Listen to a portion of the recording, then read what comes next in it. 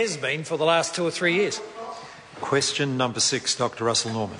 Thank you, Mr. Speaker. My question is to the Minister of Finance and asks, how much has Mighty River Power spent to date on preparing itself for transition to the mixed ownership model? The Honourable Bill English.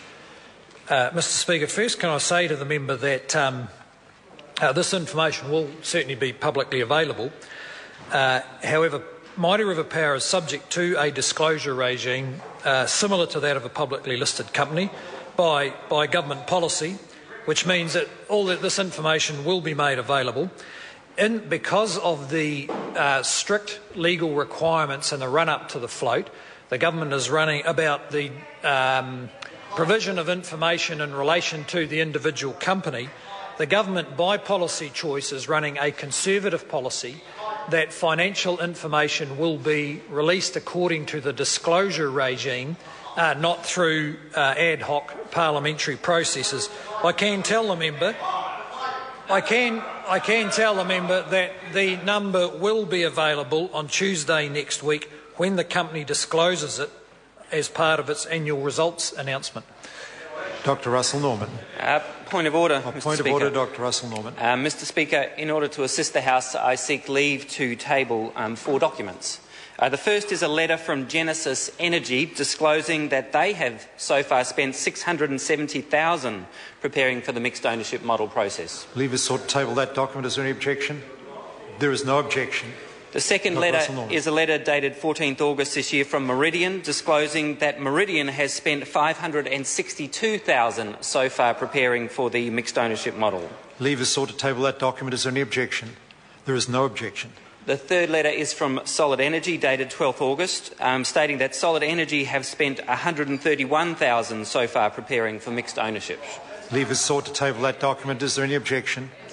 There is no objection. Please, I must hear this in silence so I can hear if there's any objection. There's no objection on that one. Dr. Russel Norman. Thank you, Mr. Speaker. The final is a letter from Mighty River Power refusing to release the information, dated 16th August this year.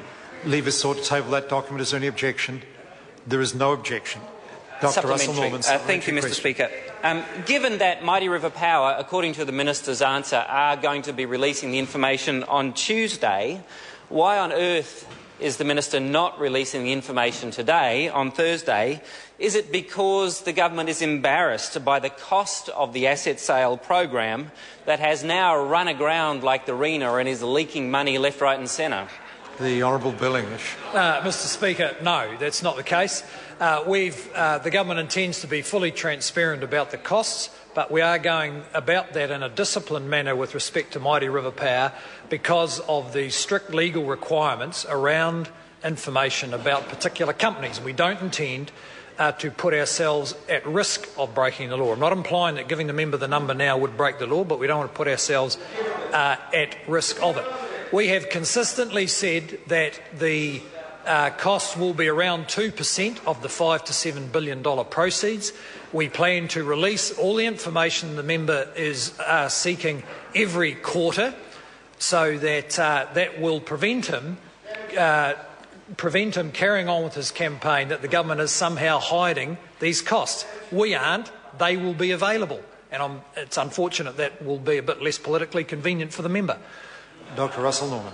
Point of order, Mr. Speaker. Point of order, Dr. Russel Norman. So, Mr. Speaker, just seeking your advice. So, the Minister is claiming not that there is a legal reason for him. He's stated very clearly he doesn't believe there's a legal reason preventing him from releasing it. I assume his argument is that it's not in the public interest to release this information. Is that your understanding of why that answer is acceptable? Indeed, the only reason why the Minister could get away with not providing the information the member is seeking, which was pretty straightforward information, is that it's the Minister, as if I heard him correctly, is arguing it's not in the public interest because the government has decided to follow the standard, and forgive me for not remembering the correct terminology, but a standard program for release of such information under the Public Companies Act, is it?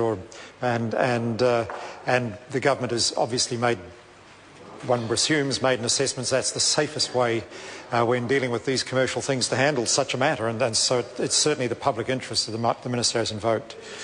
Dr. Russell Norman. Sorry, Mr. Speaker, but speaking to the point of order, in listening to the Minister's answer, he specifically said it was a matter of government policy rather than following the law in the Companies Act or any other, that it was a matter of government policy. Is it okay for the government to say we are not releasing information just because that is our policy not to release information?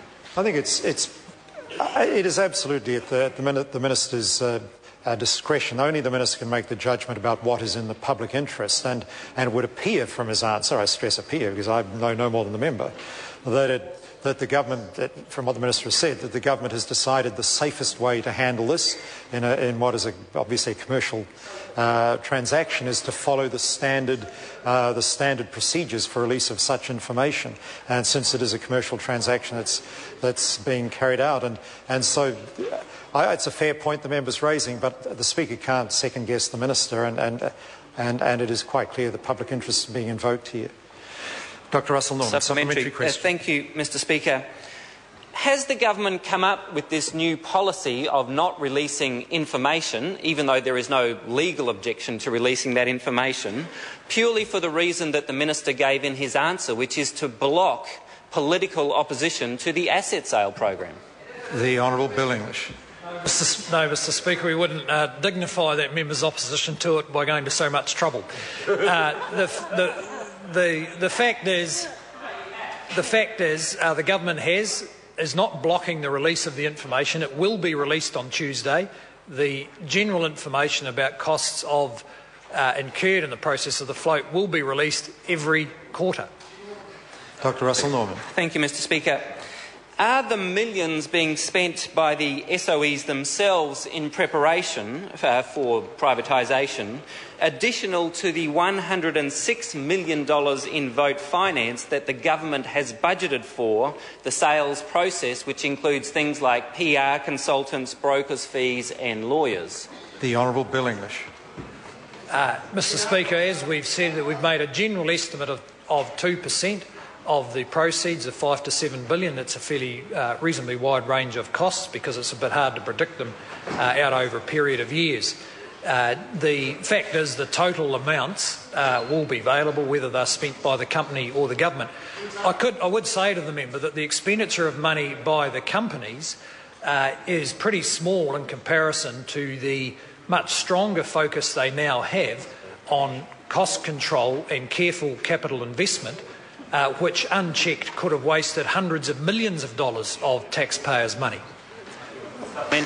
Just before I call the member, I think the member's question was very clear actually on that occasion, and the member asked whether the figures he quoted were in addition to any money that might be spent by the companies. And I think that was not an unreasonable question to ask. And in answering, the Minister said that the government's made it clear that a certain amount of money will be spent, some percentage, but didn't indicate whether that was in addition to the money that would be spent by the companies, which was a fair question. I'd ask the Minister please to come back to that question. The Honourable Bill English. Well, Mr. Speaker, we simply haven't classified the costs in that way. We've made a broad estimate of 2%. The member's free to ask about any cost and whether it's part of the cost of sales. Over future years, we think the total of all those costs will be around about 2% of proceeds, whether it's paid by the company or paid by the government. Dr. Russell Norman. Supplementary. To the Minister, given that the costs of the asset sales program that we know about include the $106 million in vote finance, the millions spent by the SOEs themselves, the money spent on the Waitangi Tribunal hearings, the hundreds of thousands on pay rises to energy company managers, and potentially the hundreds of millions for the share giveaway, and the $100 million a year in additional deficits, are there any other hidden costs for the asset sale program that aren't in that list? The Honourable Bill English. Yes, Mr. Speaker, I think we will be adding to the list the expenditure by the Parliamentary Services Commission on people that the Greens have been paying to approach 12-year-olds. 12-year-olds, as I saw the other day, to sign a petition opposing asset sales. We will add that to the list. Supplementary. Dr. Russell Norman. Dr. Russell Norman. Thank you, Mr. Speaker. Order. I want I want to hear Dr Russell Norman's supplementary. Thank you, Mr Speaker. Order. I say to the National Party back corner there, please be reasonable. I must be able to hear the supplementary question. I see members looking around, who me?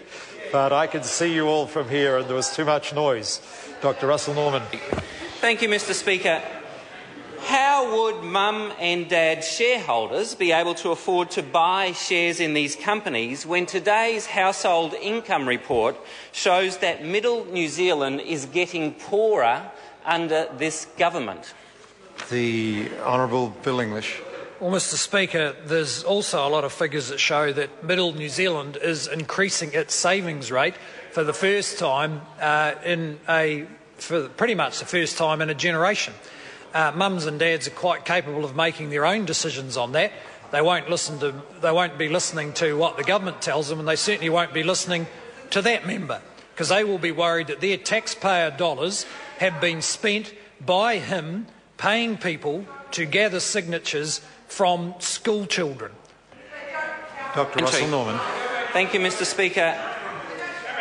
Is the Minister concerned that after 4 years of his government, middle New Zealanders' after-tax incomes are in decline?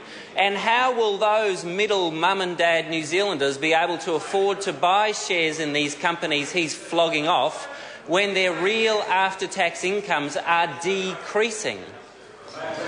Well, fair stretch from the primary question, but I don't want to deprive the Honourable Minister, the Honourable Bill English. Mr Speaker, the member, of course, is being selective about his years, because the years prior to the one he's referring to showed significant increases in real after-tax disposable incomes. And, of course, the year in which he's referring to shows the impact of a sharp rise in unemployment, particularly among lower-income workers. New Zealand mums and dads are quite capable of making their own decisions about whether they can put money aside for this purpose or whether to put it aside for reducing their credit card debt or their mortgage, because we believe New Zealanders are responsible and capable.